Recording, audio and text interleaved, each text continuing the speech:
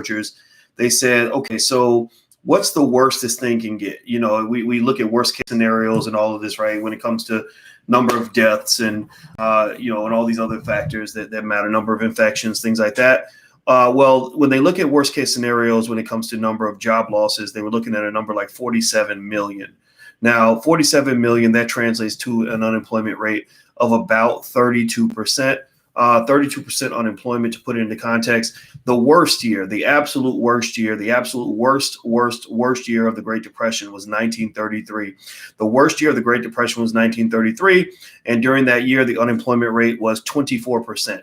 So the 32% unemployment rate that they're estimating potentially happening in this country, if things got as bad as they think they could get, will actually be far greater than about 33% higher in terms of scale than the unemployment rate during the Great Depression. Now, what's the good news? Well, I mean, if there is any, the good news is that the unemployment rate is not likely to last that long. There are people that say, well, look, if we get the economy back on track, if we get everything straight, if we start, we get back to business, then, we can possibly get things back to where they were. But do things ever really get back to the way they were? I mean, really, do things ever really get back to exactly what they were before the chaos happened? I mean, have you ever really gone through some real horrible shit and then it was over and you just, things could never be the same? Like a really bad relationship where somebody does something really terrible and traumatizes you and then they're like, oh, well, we're good now, right? And you're like, yeah, but I don't trust your ass and I don't like you no more. And for some reason, when you walk in the room, I feel like I want to vomit, right? Well, I think that's probably the way people are going to feel about the economic situation. I think that, one thing that we don't talk about much when you talk about the analysis behind, economics and how the world works in terms of money is they don't talk about the human element. And that a lot of this wealth that we perceive to exist in society is largely driven by, consumer confidence and consumer comfort. And it's driven by the idea that people have been led to feel that everything's going to be okay, that it's all good, that it's okay to go out and spend money, that it's okay to, make an investment. It's okay to go out and take a risk. So, just like love, right? With love, you take a chance, right? Like, hey, let's take a chance on love. Let's see how it goes. But then what happens if you take a chance on love and you get financially raped? Like what happens if you take a chance on love and and the person cheats on you and with your best friend in your bed, and you walk in on them, right? You're not going to be the same. You're just not. So what my point in all this is to say that the damage that's happening right now, and you can think what you want politically, one way or the other. You guys have heard my points of view. Some of y'all love it. Some of y'all hate it. I'm just here to really tell you what I see as the facts, and I can't give you facts based on your feelings. I have to give you facts based on what I see. But the damage, it's a big assumption. It's a big if to assume that we can get back to, we can get back to normal. I don't know if we can, and I think that with this Corona thing. I think the human element and the human toll is something that has to be considered, right? You can't just talk about this without talking about people's lives. And I think the question I've asked, and I hope I can ask this question and still be loved. Or maybe if you didn't love me before, then that's okay too, because a lot of people don't love me. That's all right. I'm okay with that. I love myself and my mama loves me. So that's all I need right now. But I want to ask you this question, at what point do we feel like it is okay to get back to work or to go back to life, right? To have an economy again? At what point? I don't know. I mean, I'm asking you guys this, right? So for example, I read on CNN actually an interesting study that they just did where they found that the virus, they wanted to figure out the mortality rate of the virus. Now they used to talk about numbers like 2%, 3%, 4%. But they actually found that the mortality rate, their estimate in this recent study that was quoted in CNN, you can go there and find it right now. This study actually said the mortality rate is not 2%, 3%, 4%. It's actually 0.66%, 2/3 of 1%, right? So it's less than 1% mortality. And what is interesting, from the research that I've seen is that out of that 0.66 mortality, which means that if 150 people get the virus, one of them is going to die, right? And the majority of those deaths are going to occur in older people, 70 and older, really 80-year-olds. 80-year-olds are the ones who unfortunately just get knocked off by this thing, right? And it's very sad. It's something that we don't want to see happen. It's a terrible thing, right? But it is what it is, right? So the question becomes, how do you manage that, right? Do you shut down the entire economy, or do you come up with a system where you quarantine all the senior citizens and those who live with them, right? So if you have a senior in your house, you live with your great grandma, you want to keep her safe, we quarantine all of y'all in the house and send you a big check, $5,000 a month every month until all this is over, or do you shut down the whole economy? I don't know, because I said, okay, so 0.66%, if you want to compare it, every year the seasonal flu has a death rate of 0.1%. And this is every year, every single year. So the coronavirus, based on the report I saw today on CNN, based on this research paper, and I can't remember the name of the academic journal, but it was peer reviewed. It wasn't just somebody just throwing together some back in the envelope calculations. But in this in this study they cited on CNN today, they said that the death rate of the coronavirus is about 6 times greater than the seasonal flu. So every year the seasonal flu kills, I think, between 60,000 and 80,000 people. So, so right now, coronavirus, I think, has killed about 2,000, maybe a little more. My heart goes out to New Yorkers because, not only is there some death there and some illness, but there's a lot of chaos, right? There's a lot of panic, a lot of stress, right? So you have to empathize with that. But then, when you're talking about 2,000 deaths compared to the flu, they kill 60 to 80,000 people. Do we shut down the economy when the flu comes out, right? When it's flu season? Because I have people say that, right? On my Instagram. My Instagram is The Real Boyce Watkins. And I see you, Sybil, asking that question about the link. I don't have the link in front of me, but if you go to CNN, it's right there. I think it's still on the front page. So feel free to go read it on your own. But someone, when I laid out the stat, I saw a couple of comments. now a lot of people kind of, get what I'm saying. They understand what I'm trying to do. Some people, for obvious reasons, get a little emotional, right? Like they think that you're putting money over life, which, is not, I mean, that would be silly, right? I'm totally okay with staying home because that's what I do. I've been staying home, I've pretty much been staying home every day.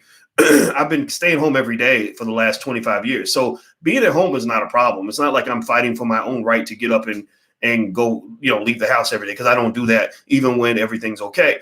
But I'm talking about you guys, right? So, when I made that comment, I had somebody say, well, we put human life over money. And I said, well, I mean, I put human life over money. I wouldn't kill somebody for money. Like, what do you mean? Like, so, but you do know people die every day, right? And you do know that they die from viruses every day. Like, for example, I don't know, HIV kills thousands of people every year, and you can get it easily by sex. You can have sex with somebody, they look perfectly healthy. You trust a big butt and a smile. Next thing you know, you're going back and forth to the doctor, right? It happens. Does that mean that we ban sex? Like, no sex ever? Yes or no? Give me a yes or no. How many of y'all believe that we should just ban all forms of fucking for the next, next year or two until we clear out this whole HIV epidemic? Like, how many of y'all believe that we should ban sex of all forms and all types for as long as necessary until there is not a single person in America who dies from a sexually transmitted disease, right? Now, Goddess, you're right, Goddess. HIV is not airborne, but you can still get it. It's penis borne and it's vagina borne, and people. One of the few things people do as much as they breathe is they have sex. People ain't gonna never stop having sex. They're always going to be doing that, right? So so my point is to say, not to be an ass, not to be a jerk, but just to ask, if you're really making the argument, and again, smart people will follow what I'm saying. I think logical people will follow what I'm saying. People that are either too emotional or just not that smart are gonna get mad because media programming is real, and it's very real. It's a problem. I think quarantining yourself from TV is a good approach to all of this. Seriously, I think wash your hands, social distance, stay home, but quarantine yourself from mainstream media because the mind control is fascinating. So let me tell you, I solved my own problem. I answered my own question, right? So, I live with a beautiful Black woman who happens to be a professor. So we sit around and we have these dorky intellectual conversations all the time. I love it. I love talking to a smart Black woman. So I said to her, okay, so wait, so somebody just said to me, a couple people on my Instagram said that we should stay in as long as necessary until the virus is under control because we put human life over money. And I said, okay, I agree with that sentiment. I said, but the problem that you have is that even if you wiped out coronavirus completely and had no coronavirus deaths anywhere, which would be impossible because we have 330 million people in this country. So people die every hour, every minute. Even if you did that, you still have the seasonal flu. You still have the flu. That's one of many things that kills thousands and thousands and thousands and thousands and thousands of people every year. And I wonder what would happen, again, as an experiment, because some people think that this all is a social experiment to see how people would react, right? I don't know. I'm not going to put anything past the government. They're always playing with your heads. They're always doing that. I mean, that's been proven, right? But I said, I wonder if they panicked over the flu, right? Yeah, we got flu shots and all that, but still thousands of people die. 10, 20, 30 times more people die, from the flu every year than from, the coronavirus thing, right? And I said, so does that mean we should just all stay in the house forever? Like, because we're afraid of the flu? And then I figured it out. I said, oh, I get it. I think I know when it's going to be safe to come outside. It's going to be safe to come outside when the media tells you that it's safe to come outside. I really believe this. I really believe that if the media found something more interesting to talk about, let's say the number of coronavirus deaths, levels off a little bit, and then there's a big scandal, the Obamas, I don't know, Barack Obama gets caught hanging out with Andrew Gillum or something, right? Whatever, right? Some crazy scandal pops off, and that gets more media attention, and they stop talking about it, and they say, okay, it's safe now. It's safe to come outside. People are going to come outside. Now, I'm the guy, here's where I stand. I'm the guy who doesn't deny that you may not be safe, right? Like, so if you're feeling unsafe right now, I'm the guy who's going to agree with you. Yeah, you ain't safe. There's a whole lot of stuff out here that can kill you. And you got to be smart, make good decisions, be careful, wash your hands, wash your ass. Don't be getting too close to people. Don't trust a big button to smile, right? I'm that guy that will tell you there's lots of things out here that can take you down and kill you. But the thing is, I don't panic, right? I don't believe panicking is part of the problem. I don't, or solving the problem. I believe you solve the problem. You don't panic over solving the problem. You just solve the problem. If you got a virus out here, you wash your hands, social distance, wear a mask, you're good. You're going to be fine, right? Stay in the house. Your odds, the odds of a child, I don't know if you guys know this, but the odds of a child under the age of 9 dying from coronavirus is 1 if they have it. So if your child got coronavirus and had it, their odds of dying are 1 in 62,000. Did you know that? I don't know if you guys know that. I did the math. I was looking it up. It's in that CNN article. They didn't do 1 in 62,000. They didn't write it out like that, but I'm a mathematician. So I flipped the inverse and said, wow. I said, Alicia, do you know that a child has a 1 in 62,000 chance of dying if they got the virus? That's a pretty crazy slim odds, right? So I'm just saying to you that I'm the guy who's not going to panic over the coronavirus because I don't think we're in much more danger than we typically are. But I'm also the guy who says that, I'm the guy who's going to seem like I am panicking when the media tells you that it's safe and you go out thinking that it's safe. I never think it's safe. I mean, if you listen to me talk to Black people, I almost sound alarmist in the sense of telling Black people, look at how many different ways they're trying to kill you. Look at all these things that they're trying to do to you. Why are you, you're a Black man? Why are you sitting around getting high and drunk every day? Any Black man who's doing it, any Black woman, why are you up there getting high and drunk every day when they're trying to take you out? Like, I'm definitely that guy. I'm that guy that's always aware of all the things out here that are out here to kill us, especially when you're Black. And so it's one extreme or the other. Either people are too relaxed or they're not relaxed enough or they're too stressed out, right? And my position is right now, I think that we're freaking out in a way where we're controlled by media. Once media just decides, okay, enough's enough, experiment over. You guys, or maybe it's not an experiment. I don't want to sound facetious here, but I believe once media says it's okay, you're good, you're safe, a lot of y'all gonna just let your guard down again. You're gonna be out here, and you don't know what you're exposed to.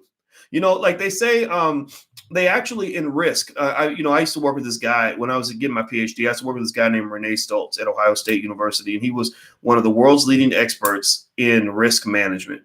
Risk basically meaning all the things that can harm you, all the things that can wipe your money out, kill you, destroy you, whatever.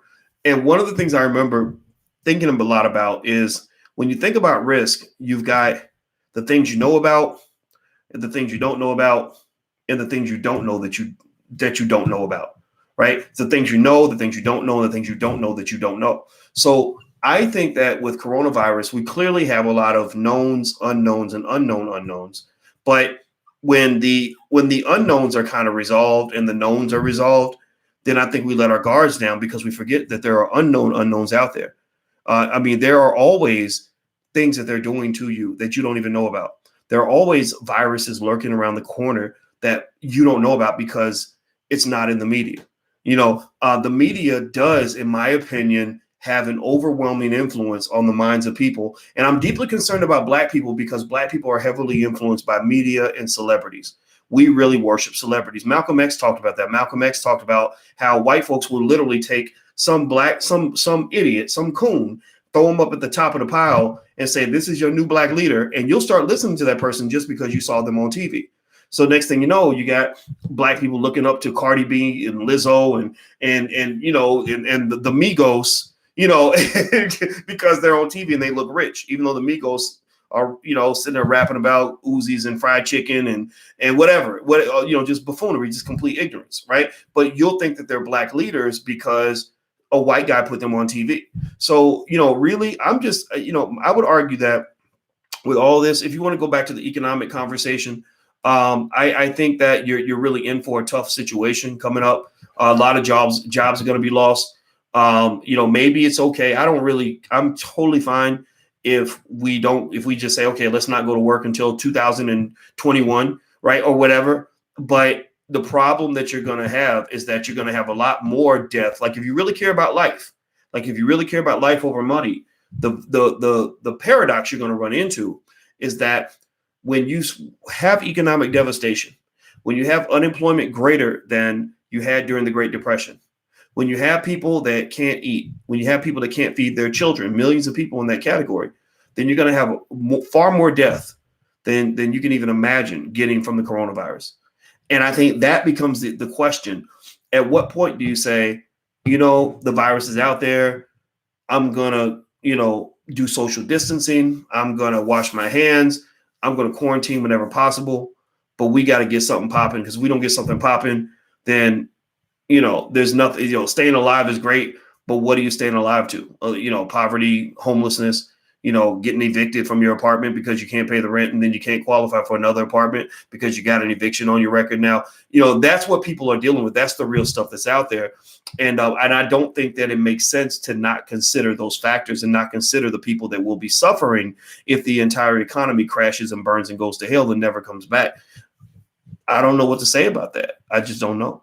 So anyway, hit the thumbs up button. Please hit the thumbs up button, hit the share button, hit the subscribe button. Also, I want to remind you guys, on April 2nd, you guys know we're building a Black Hollywood. In case you didn't know, that's what I talk about it all the time, because that's what I want to do.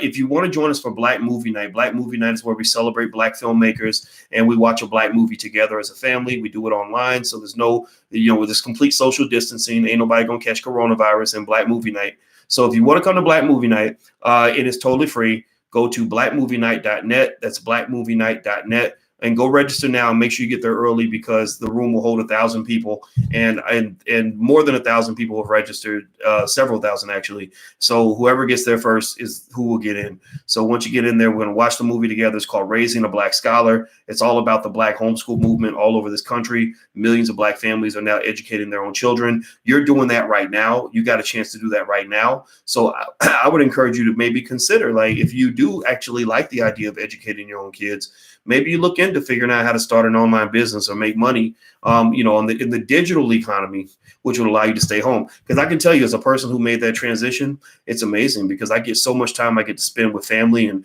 I get to call my relatives and have conversations with them that I would never get to have if I was sitting at work every day. So I would encourage you to look into that. We have some resources in place that can help you with that. So Raising a Black Scholar, that's all we're going to talk about, is homeschooling and the film. And Tiara KJ Williams will be there. She's the director of the film, so she'll be there.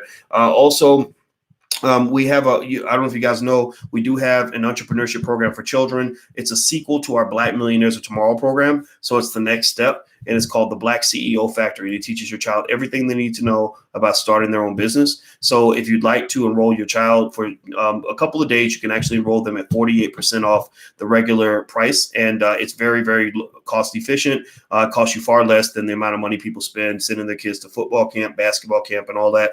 I think that's totally fine. But honestly, I think our kids need to go to business camp before they go to any other camp. So if you'd like to send your children to digital business camp, feel free to go to theblackceofactory.com. That's theblackceofactory.com. All right, guys. So I see some of your questions popping in, and I'll answer a couple of them. Hit the thumbs up button if you haven't done it yet. Please hit the thumbs up button. Let's see here. There's no incentive for a black man to attend college. Billy Club told his professor that. Okay. Well, I wouldn't say there's no incentive. I think that college can be good, but you got to use it for what you need to use it for. You have to use it for the right things. If you go to college and you just think that someone's going to magically pay you lots of money because you have a degree, that's not the right move. You guys know I've been a college professor for a long time. I taught at Syracuse and Ohio State and University of Kentucky and all that. And I saw a lot of students go in, pile up a lot of debt and not even finish their degree. And they're still in debt. They're in their 40s and 50s and still in debt. And I also saw students graduate and they didn't understand why nobody would give them a job. Well, I figured out why they wouldn't give them a job. It's because if you ain't got no damn skill, ain't nobody gonna hire you. So if you really want a job, like if you want somebody to hire you or partner with you or whatever, you got to get real skill. You got to get knowledge and skill. You can't just think that because I sat there on a campus and partied for 4 years that somehow I'm more equipped for a job than anybody else. I hire people. And believe me, I don't even know. I have a bunch of people on my team. I pay a lot of black people. I've been doing it for a long time, and I'm glad to do it. I'm very proud of that. But and I'm gonna tell you, most of the people that I have paid, I kid you not. I'm just thinking about this. I don't even know if a lot of them went to college. I don't know where they went to college. I don't know what they majored in. I don't know what their grades were. I don't even know if they went. But I do know if they know how to do their job. I do know if they are a good business partner. I do know if they are a good colleague, and if they're not a good colleague, you got to go through the hard process of cutting ties. You talk about quarantining and social distancing and washing your hands. Believe me, I've had to wash my hands of several situations. I have had to socially distance myself from several people who were bringing toxic energy into my space. And I've had to quarantine myself from niggotry. I don't do niggotry. So sometimes when you hear people on the internet, every now and then you might run across a video, I'm sure you will, of somebody screaming and hollering, Dr. Boyce ain't shit, Dr. Boyce ain't shit. Well, if you look into history, you'll see that a lot of times these are people that I used to help. These are people I used to roll with and support. And I saw some niggotry going on. And I said, oh, I'm washing my hands.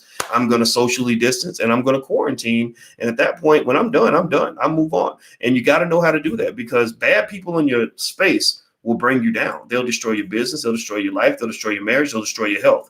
You got to know how to quarantine from the BS. So this quarantine stuff is nothing new to me. I've been quarantining since the whole time I've been in the game. I've been in quarantine. I always observe situations from a distance before I jump into them and overcommit. That's a huge investment decision. Like when I talk about investing, see, you don't understand.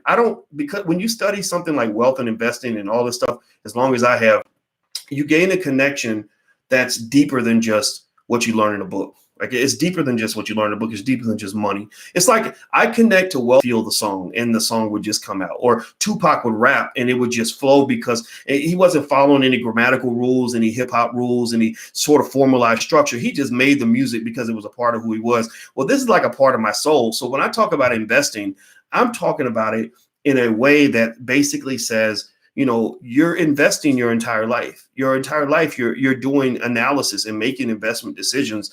All those little choices can make huge differences in where you end up in life. So one of the biggest investments I've talked about before is the investment of choosing what kind of relationships you want to have. Like if you're a man, especially if you're an attractive black man. I became an attractive black man when I got some money. Seriously, when I got some money and then when I got some fame, I became super attractive. So you walk in a room, it's damn near like being Beyonce in there in terms of the different women that are coming up and suddenly they're super interested in everything you say. Every joke that you make is funny and, all this other, and it's fine. I understand how that goes. Like I've read books about human attraction. So I kind of scientifically laugh about I'm really analyzing it as I'm observing it. But here's the deal.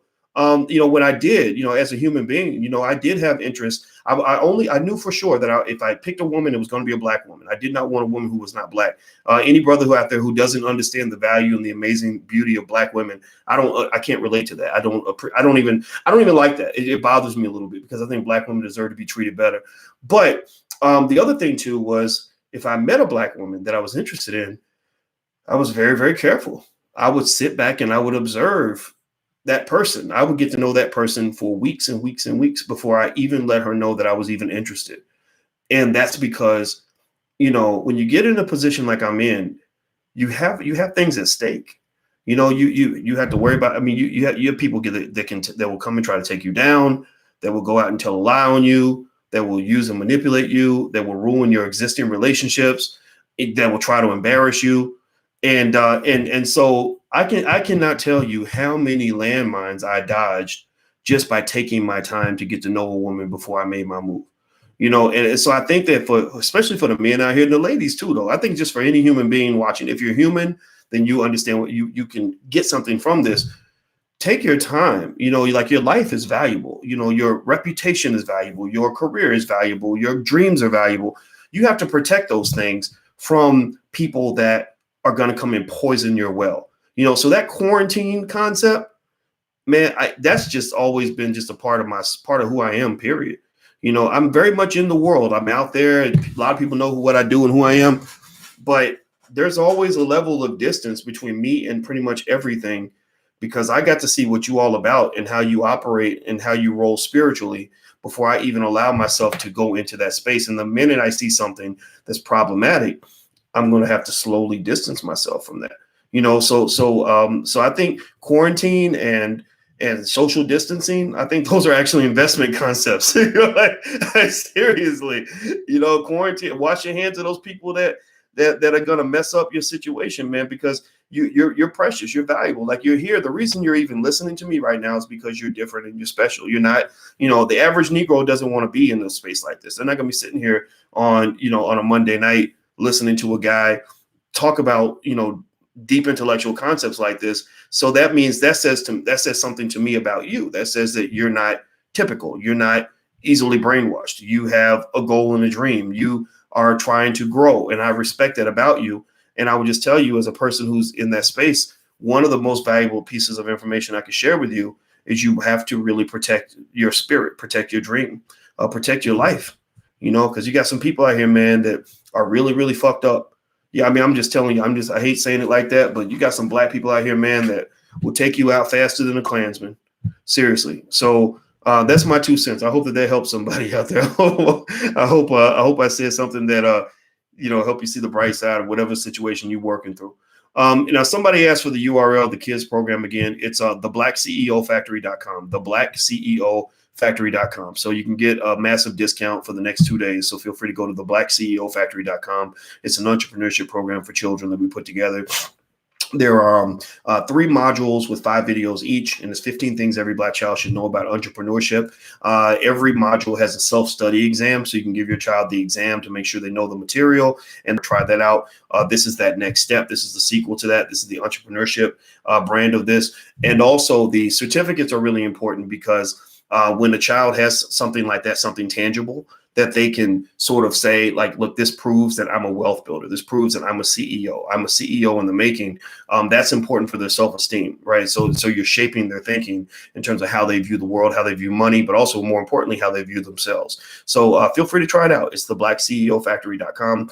As with everything else in the Black Business School, there's a 30-day, 100% money back guarantee. So anything that you get, if you are ever unhappy for any reason with anything that you invest in with our university, please email support@theblackbusinessschool.com and they will take care of you. I promise. And if they do not take care of you, then email. They're always waiting for your email anyway. But believe me, it's never deliberate. We are not out here trying to get people to just throw money at things that are not going to benefit them. If you do not feel like it really benefits you, then we really love to. We have no problem giving you your money back.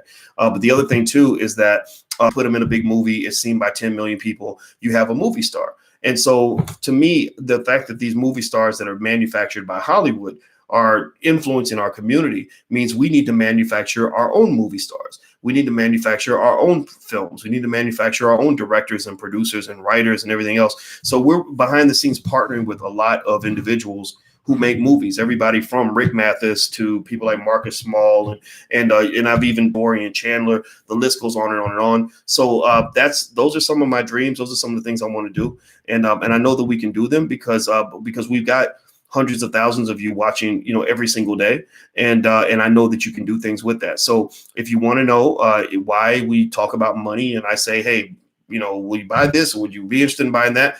It's mainly because that's how you get things done. We raise money, we get things done, and we build a better world. And here's the other thing too. You're already spending lots of money with white people. You're already spending lots of money with white products and white movies and everything else. So we're just saying, spend something in the Black community and let us give you a better deal. Test us out and compare us to whatever you got from the white man and see if we can do better. I believe on an educational front, we can do better because we have a better master plan. In the Black Business School, we focus not on educating the individual, we educate the entire family.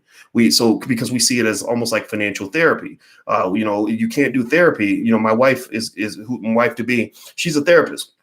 And one thing that she says all the time is, she can't do therapy on the child if the parent isn't always there, or she can't do therapy on one person in the household if everybody else is off code, everybody else is on some old other stuff. So she likes to have the whole family in so she can work with the whole family so that you're not healing one person and sending them back into a sick situation. So economically speaking, the worst thing in the world for me to do is to teach an individual how to be a great entrepreneur. And then they go back into bad economic soil. They go back into a family that can't value what they're doing. They won't support what they're doing. That's destroying what they're doing. That's completely off code. It's better if you as a family just say, okay, we as a unit are going to look into this as a village. We're all going to learn together. So the kids are on code. The parents are on code.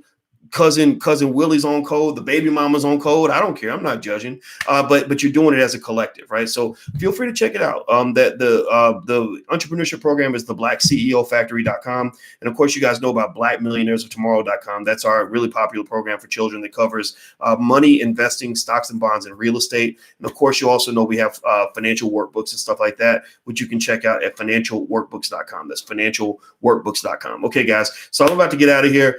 Thank you for letting me share that with you, and thank you for listening. It's been real. It's been a lot of fun, and I hope this conversation was beneficial to you. So I love you. Be safe. And once again, I want to reiterate that human life is always more valuable than money. So when I bring in other angles, I am not at all saying that we should just let people die on the street. What I'm saying is that people are dying every single day anyway. And the question becomes, at what point do we start to realize that if we let everybody lose their job, a whole lot more people are going to die, from opioid overdoses and suicides and all that stuff. So I want you guys to just kind of analyze this and not get carried away and brainwashed by media, because I think media, they're doing a real number on you right now. And I don't even watch it. I don't watch TV or any of that stuff because I think it's nonsense. So is there somewhere all your sites are listed? Yeah, we'll get something set up. I just haven't done it yet, but I'll set something up, Cloud3. So thank you for telling me to do that. You're just pushing me to do something that I need to do. All right, guys, I'm out of here. Have a good day. Love you. See you soon. Bye-bye. Peace.